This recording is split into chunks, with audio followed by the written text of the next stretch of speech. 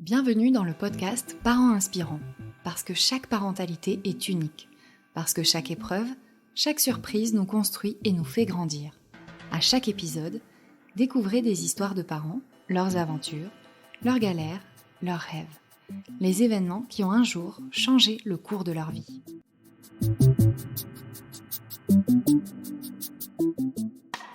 Les pleurs sont le seul moyen de communication pour les nourrissons, nous le savons bien.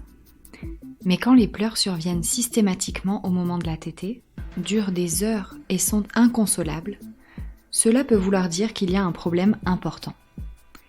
Marilyn témoigne aujourd'hui de l'épreuve qu'elle a traversée. Son fils, Jules, a souffert d'un RGO compliqué d'une œsophagite.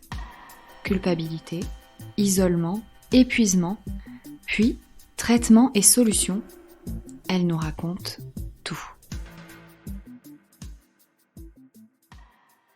Alors bonjour, moi c'est Marilyn, j'ai 29 ans et je suis maman d'un petit Jules qui a presque 1 an. Je suis paxée à mon compagnon du coup et je suis avec depuis une dizaine d'années, bientôt 10 ans.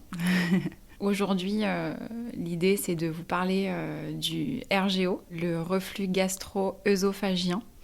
C'est un terme assez technique, mais ça peut être assez douloureux pour nos bébés. Et du coup, je voulais déjà définir ce qu'était le RGO. Alors, le reflux gastro-œsophagien, il peut prendre plusieurs formes. Et je pense que beaucoup de bébés sont confrontés à la première forme qui n'est pas très grave. En fait, ce sont les grosses régurgitations que les bébés peuvent faire, qui ne sont pas douloureuses. Et en fait, elles sont dues simplement à l'immaturité du clapet de bébé. C'est pas douloureux, donc c'est pas gênant plus que ça. Et à côté de ça, vous avez aussi le RGO qui ne se voit pas et qui est plutôt interne, qui provoque des remontées acides dans l'œsophage de bébé. Et c'est de ça dont je vais vous parler aujourd'hui.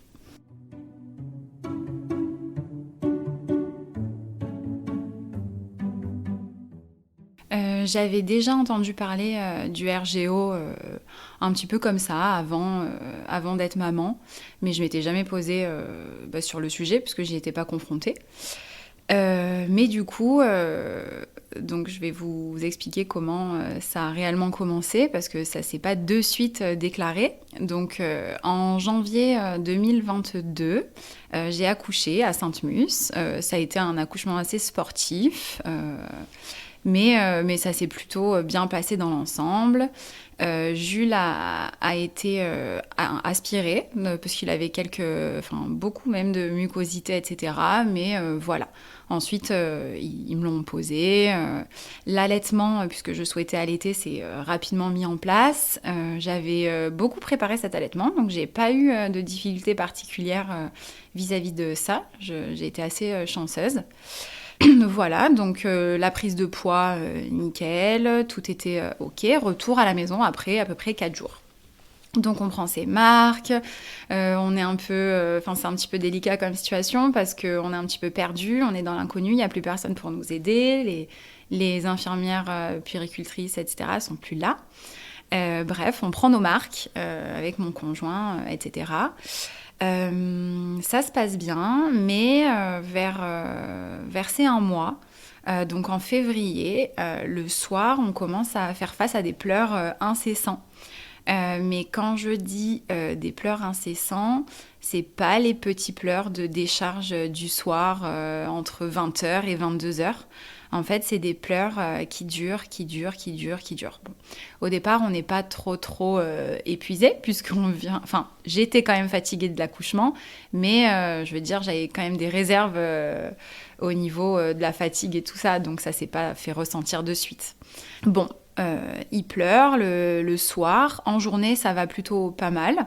Il dort pas dans son lit, par contre, la journée. Les siestes, il les fait soit en écharpe. Je l'ai beaucoup porté. J'avais entendu que c'était hyper bon pour l'enfant, pour son développement, d'être contre ses parents et tout ça. Ou bien il dormait sur nous, sur le canapé et tout ça. Donc voilà.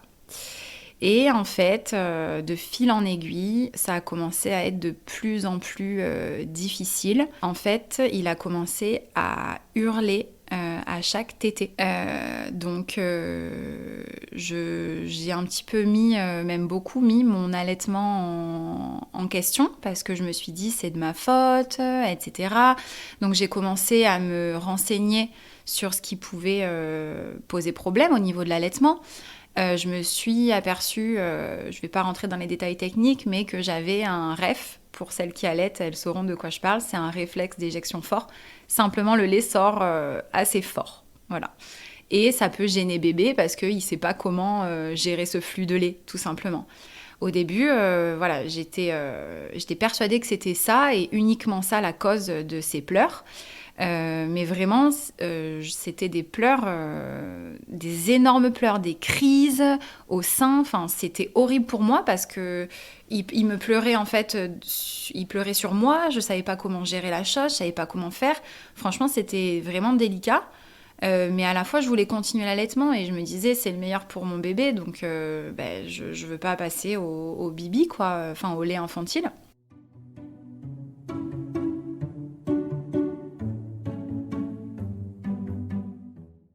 Le soir, ça a commencé à s'empirer, particulièrement le soir en fait, si bien qu'il ne s'endormait pas avant 1h du matin, 2h, 3h, 4h du matin. Donc 20h, 4h du matin parfois, non-stop en pleurant. C'était horrible. La pire des fois, la fois où il s'est endormi le plus tard, c'était 4h30 du mat'. Je me souviens de notre solitude, de nos pleurs, parce que j'ai pleuré, franchement, j'ai craqué bon nombre de fois. Et c'est des détails comme ça, et les mamans qui le vivent peut-être verront de quoi je parle. Je me rappelle de l'heure du four orange, et je me disais, bon, il est 1h du matin, dans 1 heure, il va forcément dormir. Et en fait, je faisais les tours de table à essayer de le calmer, de le bercer dans le noir, les tours de table. Et en fait, je voyais les heures défiler, 2 heures, 3 heures. Et il s'endormait toujours pas et j'arrivais pas. On n'arrivait pas à le calmer. Donc, mon conjoint, quand même, a été d'un soutien fantastique. Mais franchement, c'était dur psychologiquement. En plus, quand vous pensez que c'est de votre faute, parce que vous l'allaitez, parce que j'étais pas au courant moi de ce RGO, de ce que c'était, je m'étais pas encore renseignée. Et par contre, bizarrement, les tétés de nuit, une fois qu'ils s'endormaient, ils se réveillaient forcément pour téter la nuit, puisqu'un nouveau-né, ça se réveille, elles étaient plus calmes. Malgré tout, j'entendais des énormes, je vais les appeler les glou-glou, dans son estomac, mais c'était vraiment notable. Quand il tétait, en fait, j'entendais vraiment des énormes bruits dans son ventre. Et je me disais, punaise, mais qu'est-ce que c'est quoi ? Bon. À partir de là, on se dit, franchement, il y a quelque chose qui va pas. C'est pas normal, ça peut pas être les pleurs du soir, simplement. On le sentait douloureux, quoi. C'était pas normal. Du coup, on a quand même essayé de lui donner un biberon de mon lait.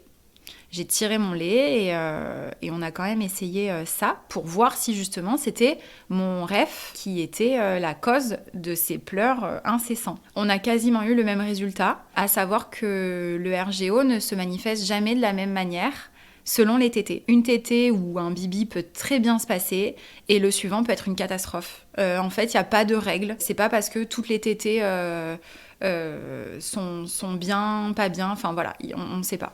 On ne sait pas vraiment comment ça fonctionne. Je pense que les parents de bébé RGO se reconnaîtront dans le portrait que je dresse, mais franchement, on était épuisés psychologiquement. On s'est sentis vraiment impuissants et surtout, on a arrêté de sortir. En fait, sachant qu'un bébé se nourrit très très régulièrement, on ne pouvait pas lui donner, je ne pouvais pas lui donner le sein dehors parce qu'en fait c'était des crises de larmes. Il mangeait quasiment pas, donc il fallait lui donner très régulièrement le sein pour le nourrir en fait, pour qu'il prenne du poids. La particularité des bébés RGO, c'est qu'ils prennent pas de poids souvent. On observe une cassure de la courbe de poids. Et Jules, c'était pas le cas du tout. Il a pris énormément de poids très vite. Donc c'est pour ça qu'on n'était pas sur la piste du RGO. Donc ça a été dur pour nous parce que finalement on n'a pas beaucoup profité des premiers mois. Enfin quand je dis même des premiers mois, je peux dire 6, 7, 8 mois. On s'est empêché de sortir, on s'est empêché de faire des restaurants. Voilà, sincèrement, on s'est un peu enfermé à la maison dans notre cocon parce que c'était trop dur en fait de faire face à ces pleurs et je me voyais certainement pas ni au restaurant ni dans la rue faire face à ça. Pour le coup, j'ai tenté, on est allé se balader un jour au port de Hyères et en fait, du coup, est venu le moment où je devais l'allaiter et en fait, ça a été une horreur. Donc j'ai essayé de lui donner sein, mais il hurlait, il crachait le lait. Enfin bon, bref, vraiment un très mauvais souvenir. Donc à partir de là, on a dit, tant que ça se calme pas et tant qu'on ne trouve pas la cause, on évite quoi. On évite parce que c'est pas possible.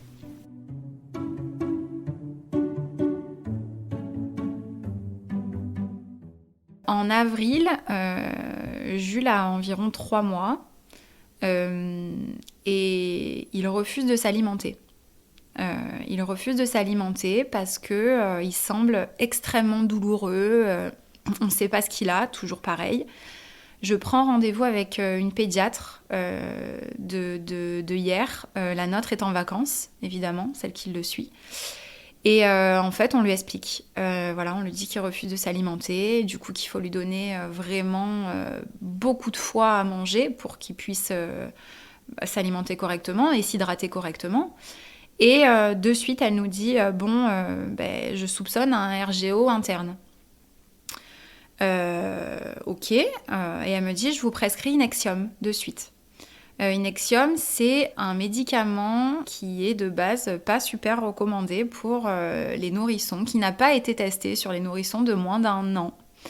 Et du coup, qui n'est pas recommandé. Donc moi, je me renseigne sur ce médicament et c'est quand même assez fort. C'est un antiacide qui joue sur l'acidité de l'estomac et qui la réduit. Du coup, j'ai vu qu'il y avait pas mal d'effets indésirables, d'effets secondaires, en me renseignant sur les différents forums, sur les différents groupes Facebook, même sur des articles, qu'il peut y avoir beaucoup de nervosité sur certains bébés, des maux de ventre, voilà. Bon, c'est pas quelque chose d'anodin, mais malheureusement, là, je vois qu'on n'a pas le choix. Donc moi je suis quelqu'un qui est très naturel, tout ce qui est bio, tout ce qui est, vous voyez, allaitement. Enfin voilà, j'aime tout ce qui est naturel pour un bébé. Alors donner un truc pareil, franchement, j'étais un peu au bout de ma vie. Et je voulais vraiment pas lui donner, mais là, j'ai fait face à un mur, j'avais pas le choix en fait. Elle décide de lui donner 1 milligramme par kilo. Donc ça fait qu'il faisait à peu près 6 kilos ou 7 kilos, je ne sais plus. Et on lui donne donc 6 ou 7 milligrammes. En 2 semaines, pas d'effet. Pas d'effet du tout. Par contre, je vois que il commence à être un peu énervé, un peu... il râle beaucoup alors qu'il râlait pas nécessairement, mais bon, ça reste plutôt convenable. Parce que je l'observais beaucoup du coup, ne voulant pas lui donner ce médicament, je l'observe et je me rends compte de ça. Je reprends rendez-vous avec ma pédiatre habituelle et du coup je décide de lui expliquer que l'autre pédiatre m'a donné le médicament, etc. Etc. Voilà.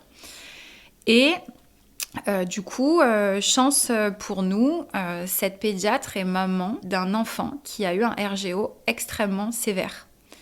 Donc, je sais que le problème de beaucoup de parents de bébés RGO, c'est que les pédiatres ne sont pas formés et conseillent pas super bien les parents, parfois, face à ce RGO qui est pas très bien connu, qui est méconnu de certains.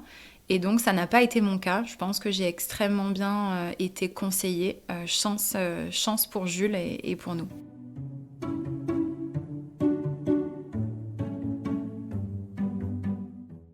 Elle m'explique un petit peu le concept du RGO, donc c'est ce que je vous expliquais au début. Elle m'explique que soit le RGO est physiologique, c'est-à-dire que c'est la cause du clapet qui est mal fermé, et ça, en gros, on peut rien y faire.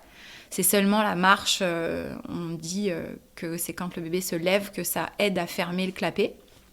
soit le RGO a une cause allergique. Et évidemment, dès qu'on parle d'allergie, la première chose qui est mise en cause sont les PLV, qui sont en fait les protéines de lait de vache et qui sont apparemment mal tolérées par beaucoup de bébés. Il ne faut pas confondre allergie et intolérance. Déjà, apparemment, l'intolérance, c'est un mot commun qui n'existe pas vraiment pour le corps médical.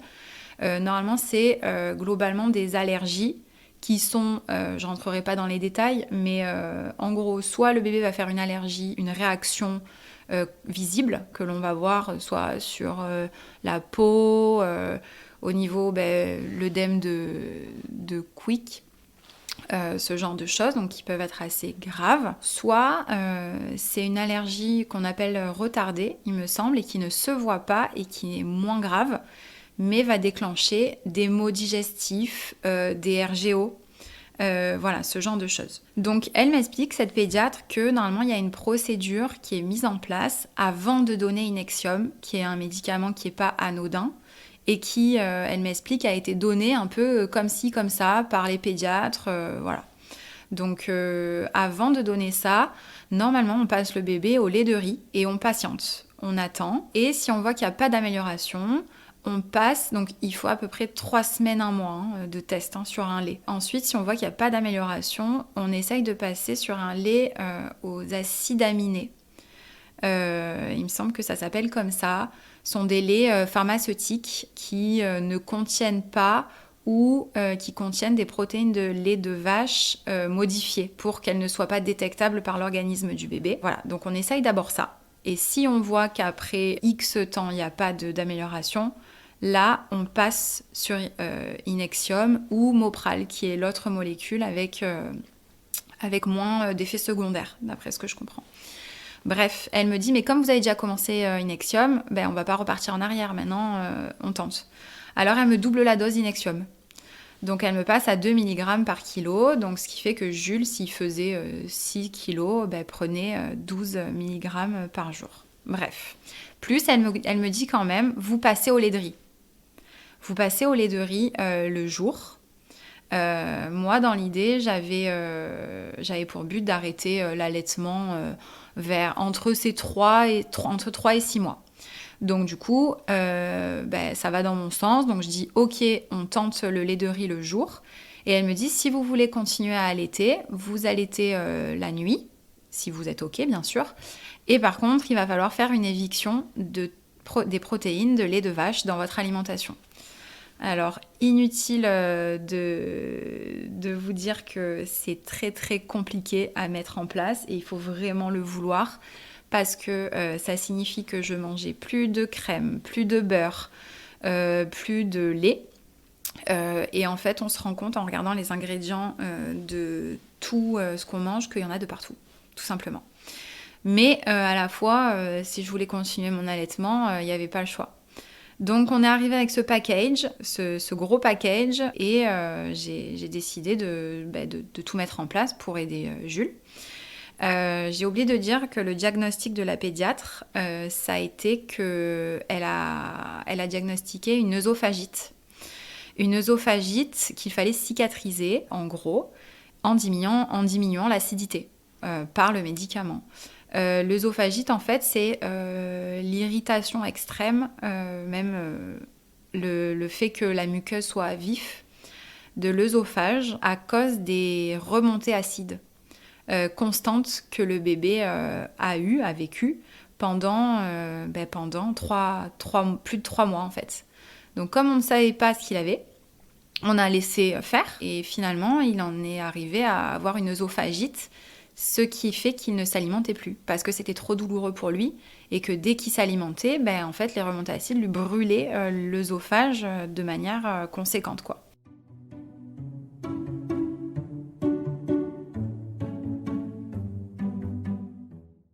En mai, Jules a à peu près 5 mois. Ça s'est calmé. Ça s'est vraiment calmé. Jules remange correctement. Il prend ses bibis de lait de riz. Au début, ça a été d'ailleurs difficile de le passer du lait maternel, qui a un goût particulier, je crois, au lait de riz. Mais on a insisté et il a fini par le prendre. Mais on a vraiment insisté, ça a été vraiment dur. Et donc, moi, je suis toujours avec mon allaitement sans protéines, sans consommation de protéines de lait de vache. Mais trop d'effets secondaires du médicament. En fait, Jules est un lion en cage la nuit. En fait, il lève les bras, il lève les jambes, mais pourtant il dort. Enfin, c'est un truc de dingue. Et nous, il était en cododo jusqu'à ses 5 mois. Donc nous, on dormait à côté. Et en fait, on se dit, mais c'est pas possible, qu'est-ce qui lui arrive? Enfin, il est complètement suragité.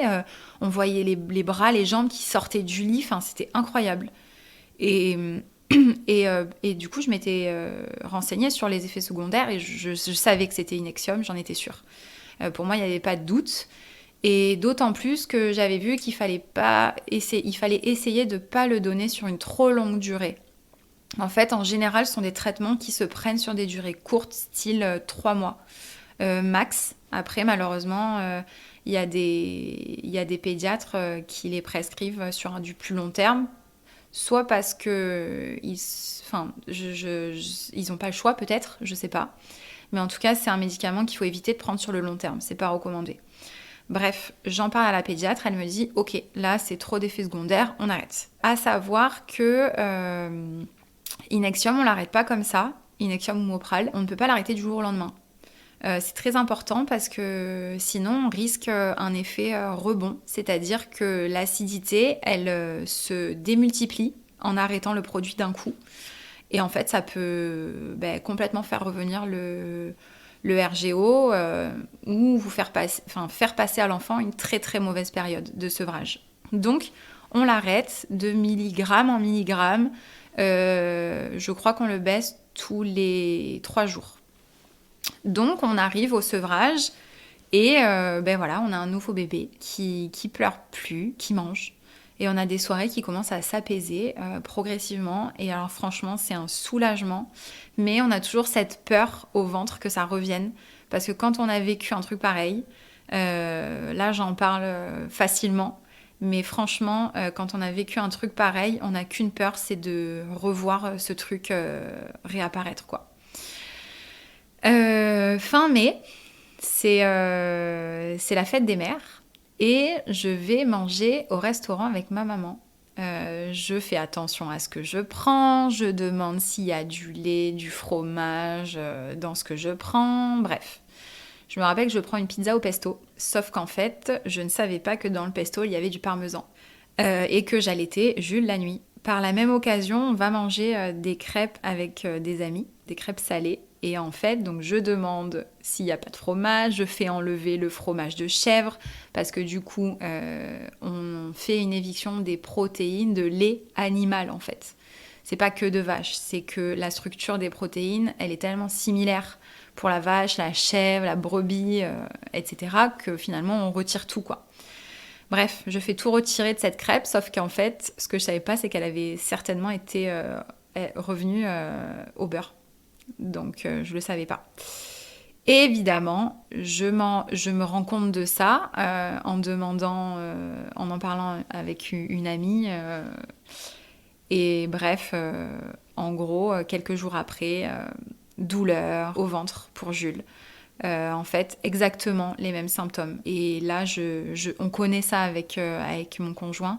Et on sait que c'est ça. Et ça ne loupe pas. En fait, ces maux de ventre, on connaît son enfant, il fait un bruit particulier quand il force et qu'il a vraiment mal au ventre.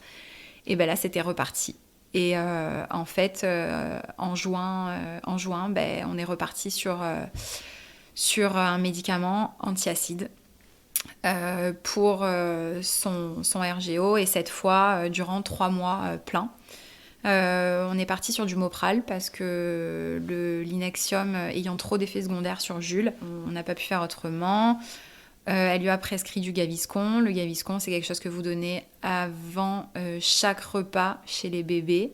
Donc c'est une espèce de pâte visqueuse pour essayer de tapisser l'estomac. Et bien évidemment du Magic Mix qui sert à épaissir le lait.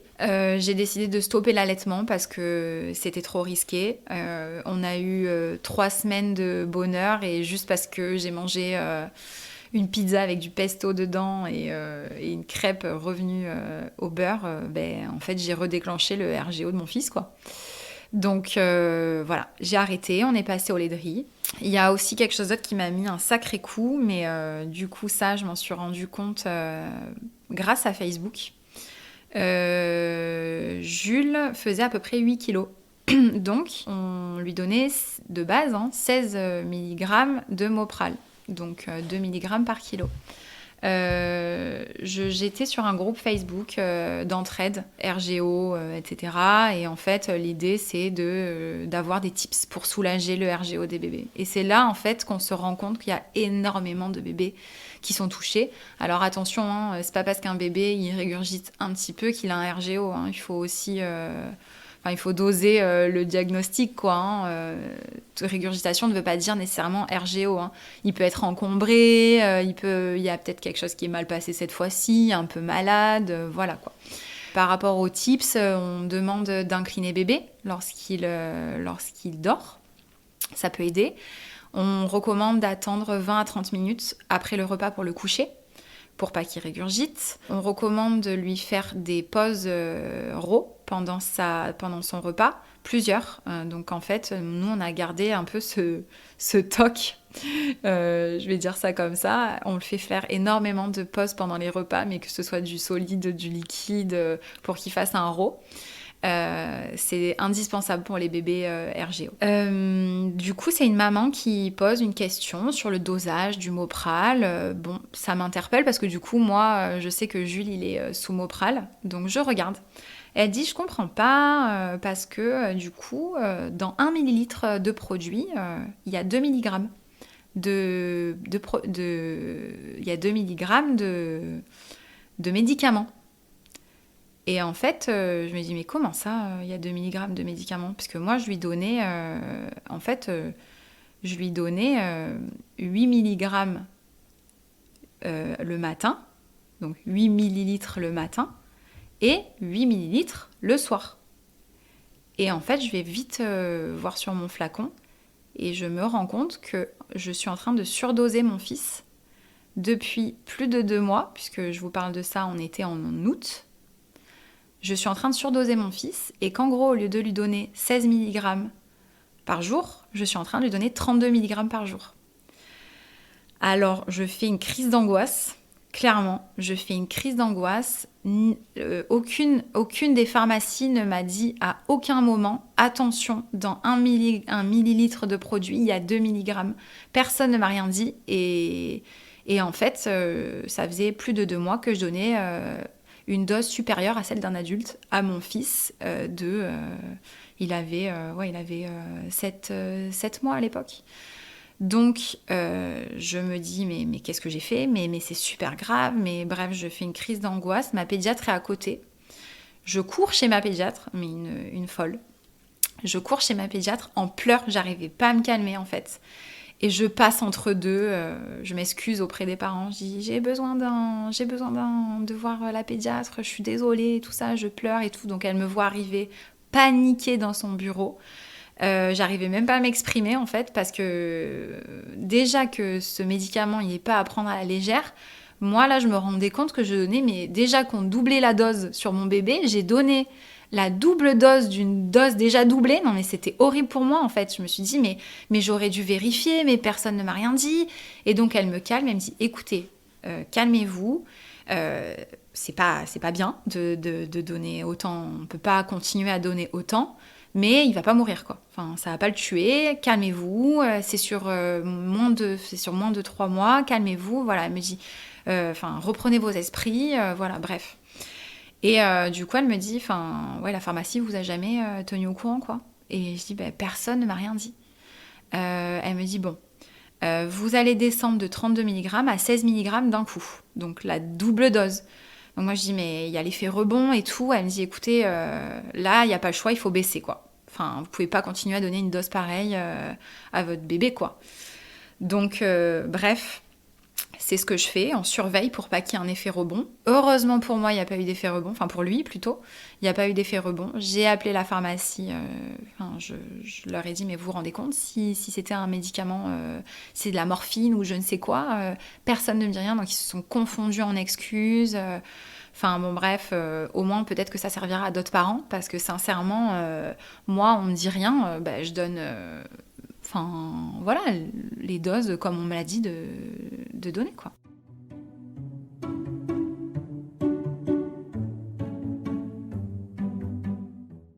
Progressivement, en septembre, Jules est rentré à la crèche et on a décidé tout doucement de baisser le Mopral. On avait tellement peur qu'en fait on baissait de 0,5 en 0,5 tous les 3-4 jours. Et donc on a réussi à arrêter ce Mopral pour l'instant sans que le RGO ne réapparaisse. Jules était donc sans protéines de lait animal, donc ça veut dire qu'on ne peut pas lui donner de yaourt au lait de vache, qu'on ne peut pas compléter son alimentation par des yaourts, quoi. Ce qui est un peu embêtant, c'est qu'on a trouvé des yaourts végétaux, mais qui sont sucrés. Ils sont très sucrés. Dedans, ils sont enrichis en calcium, mais malheureusement, ils sont beaucoup trop sucrés et j'ai pas envie de lui donner ça tous les jours, quoi. Donc, en fait, matin, midi, goûter et soir, il a son bibi de lait de riz qui lui permet d'avoir ses apports. Et voilà, c'est vrai qu'on patiente encore pour lui donner ses protéines de lait. On est en cours de réintroduction puisqu'on commence à lui donner des petites doses avec par exemple des gâteaux avec un peu de beurre dedans, voilà. On a essayé de faire une réintroduction rapide en ajoutant dans son lait de riz une dosette de lait de vache. Malheureusement, il m'a fait beaucoup de dents en même temps, il a eu une bronchiolite en même temps, peu cher. Il a eu une bronchiolite et finalement, c'était pas le bon moment. Donc, on a arrêté. On a essayé, je crois, 2 jours. On a stoppé une semaine. On a réessayé 2 jours. On a vu qu'il n'était pas bien. Et on a arrêté de suite, en fait. On n'a pas insisté plus que ça. Important à savoir aussi, avant la réintroduction du lait de vache, en général, on fait faire une prise de sang pour écarter tout problème d'œdème de quick ou quoi que ce soit. J'ai décidé de pas la faire en fait parce que c'était une période où il m'a fait 8 dents en même temps. Voilà, il avait pas mal il a été malade, etc. Donc j'avais pas envie de lui faire subir une prise de sang. Donc j'ai décidé de pas la faire. Et au final, il a pas fait de réaction grave en tout cas. Et du coup, voilà, progressivement, on est en train de réintroduire avec des petits gâteaux. Je lui ai même donné un petit bout de kiri. Et pour l'instant, je croise les doigts, ça a l'air de pas mal se passer. Voilà, donc on en est là. C'est pas fini encore, hein, il aura presque 1 an, mais c'est pas encore fini, mais on prend notre temps. Je pense qu'il ne sert à rien de se presser après tout ce qu'on a vécu.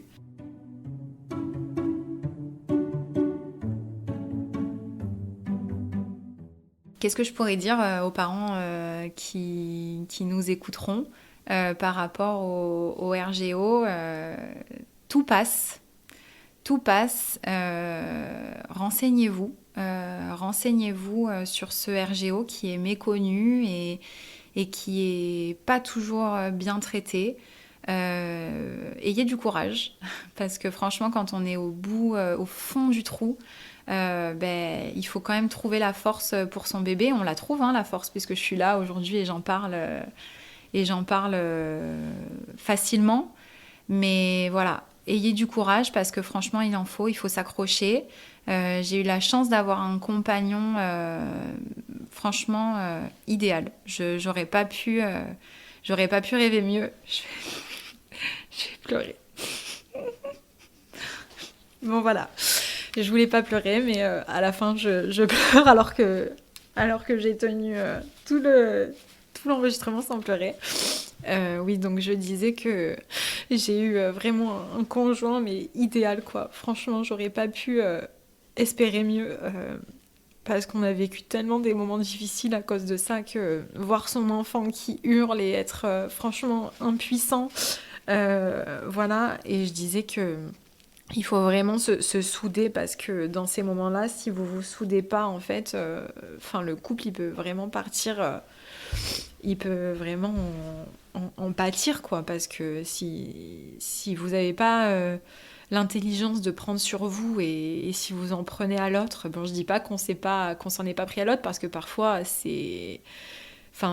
on n'en peut plus, quoi. Franchement, on n'en peut plus. C'est trop dur, il y a rien qui va. Le petit est douloureux, il a mal, il fait que pleurer, on sait pas comment le soulager. Et puis la fatigue aussi. La fatigue des nuits à s'endormir à 3h, 4h du matin. Et à côté de ça, moi, j'avais plein d'amis qui disaient « Oh là là, jusqu'à 22h, 23h, il fait que pleurer. Franchement, c'est super dur. On n'en peut plus. » Mais franchement, j'avais envie... Je le disais pas parce que voilà, chacun vit son expérience comme il le vit, mais... quand on se couche à 4h du matin, on n'en peut plus. Le matin, on dort pas non plus jusqu'à 11h du matin. C'est fini, hein, tout ça. Hein. Quand on a un bébé, on connaît, quoi. Hein. On se réveille super tôt. Mais du coup, vos journées, elles sont complètement décalées. Franchement, on dormait pendant ces siestes, parce que sinon, on n'aurait jamais tenu, quoi. Et le manque de sommeil, il est difficile à supporter, donc voilà, soutenez-vous, tout passe, trouvez le bon médicament pour votre enfant si besoin, renseignez-vous, allez voir des professionnels, il y a pas mal d'informations en tout cas disponibles sur internet. Je me suis ultra renseignée et j'ai beaucoup appris sur ces groupes Facebook aussi, ça m'a beaucoup aidée, j'ai beaucoup publié, demandé, etc. Donc restez pas seul dans votre galère. Surtout parlez-en, et avec les personnes qui peuvent vous écouter et vous conseiller, quoi, hein, mais voilà, courage courage, et merci de m'avoir écouté.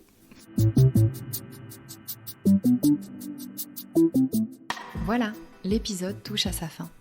Si vous aussi, vous souhaitez partager votre récit, écrivez-nous à contact@parents-inspirants.com. Nous avons hâte de vous lire. À très vite!